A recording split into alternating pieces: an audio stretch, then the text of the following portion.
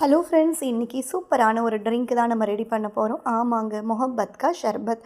செம்ம ட்ரெண்டாக போயிட்டுருக்க இந்த ஷர்பத்தை ஈஸியாக எப்படி செய்யலான்னு பார்க்கலாம். அகரகர் எடுத்து ஹாஃப் அகரகரை கட் பண்ணி வச்சுருக்கேன்.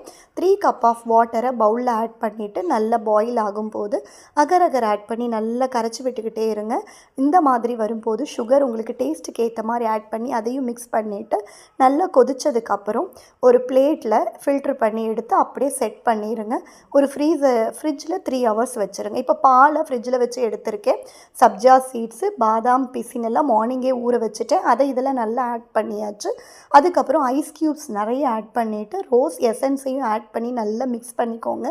கட் பண்ணி வச்சுருக்கிற வாட்டர்மெலன் ஆட் பண்ணிக்கோங்க. இங்கே பாருங்கள், ஜெல்லி எவ்வளோ சூப்பராக ரெடி ஆயிடுச்சு. இதை நான் எந்த கலரும் ஆட் பண்ணாமல் ஒயிட்டாகவே வச்சுருக்கேன். இதை எடுத்து அதில் ஆட் பண்ணிவிட்டு இப்போது ஃப்ரிட்ஜில் வச்சு சில்லுன்னு குடிச்சு பாருங்கள். செம்ம டேஸ்ட்டாக இருக்கும். தேங்க்யூ.